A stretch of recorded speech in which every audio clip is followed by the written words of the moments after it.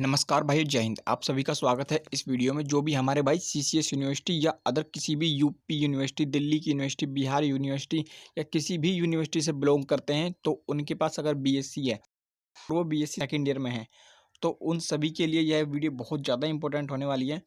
जो भी हमारे भाई बीएससी में है, तो बीएससी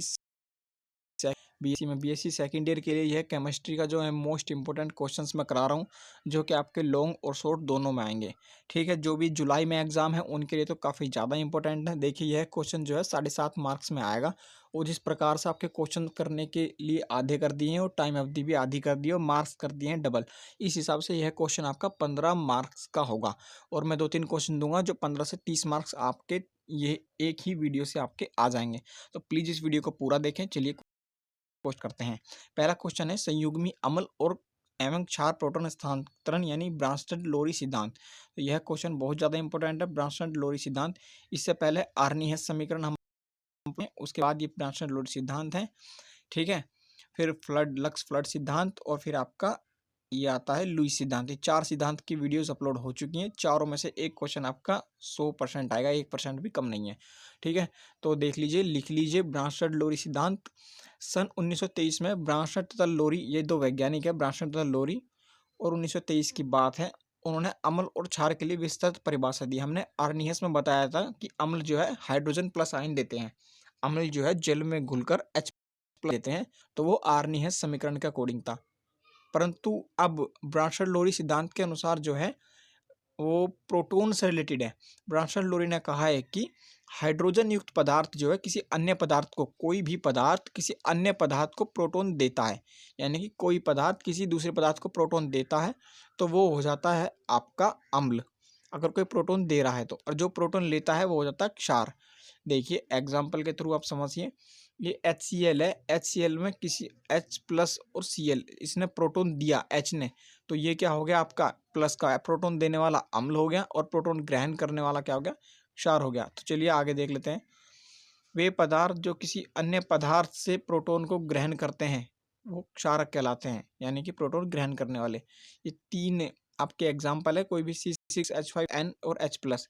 देखिए ये प्रोटॉन ग्रहण के 3 एग्जाम्पल है, आप कोई भी इनमें से एक एग्जाम्पल आप एग्जाम में लिख सकते हैं।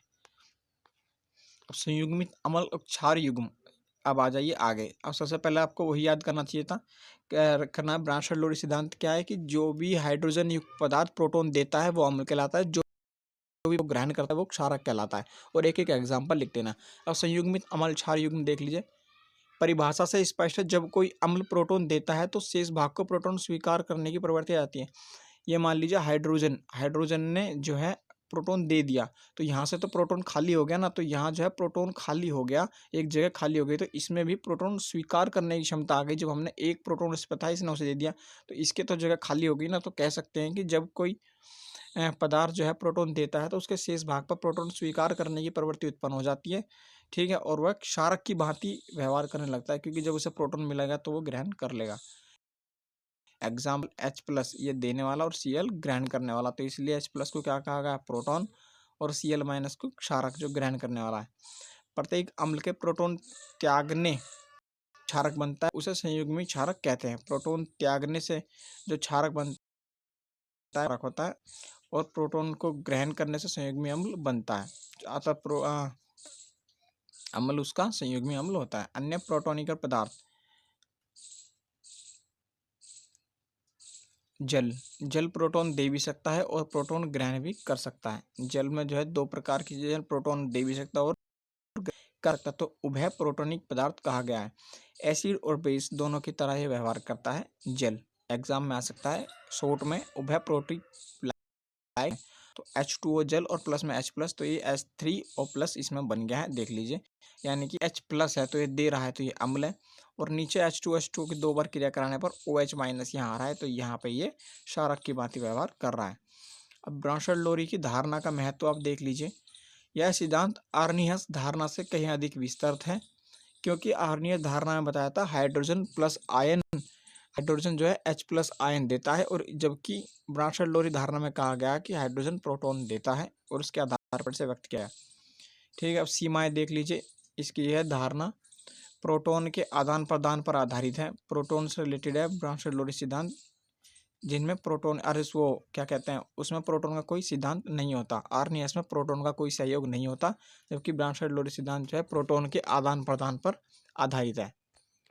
आप इसे भी लिख सकते हैं, बाकी आप एक एक भी लिख सकती हैं। ठीक है, अगला जो वीडियो है वो लुईस सिद्धांत पर हम लेकर आएंगे। तो आज ब्राउनस्टेड लोरी सिद्धांत का कॉन्सेप्ट आपने क्लियर किया है। ब्राउनस्टेड लोरी सिद्धांत नोटबुक से एक दो बार याद कर लीजिए और एग्जाम में उतना लिख दीजिए, आपका जो है लॉन्ग में पूरे के पूरे नंबर आ जाएंगे। आप बेफिक्र रहिए। और अगर आप चाहते हैं इस वीडियो की पीडीएफ, तो नीचे कमेंट बॉक्स में आप कमेंट कर दीजिए, मैं पर्सनली आपको वो पीडीएफ प्रोवाइड करा दूंगा। पीडीएफ का लिंक मैं प्रोवाइड करा दूंगा। ठीक है, वीडियो को लाइक कर दीजिए भाइयों। और अगर आप चाहते हैं किसी प्रकार में इनऑर्गेनिक ऑर्गेनिक केमिस्ट्री के मोस्ट इंपॉर्टेंट क्वेश्चंस की वीडियो अब तक लाता रहूं, तो प्लीज़ वीडियो को लाइक करके चैनल को सब्सक्राइब कर लें और नीचे कमेंट बॉक्स में जय हिंद जरूर लिख दें। जय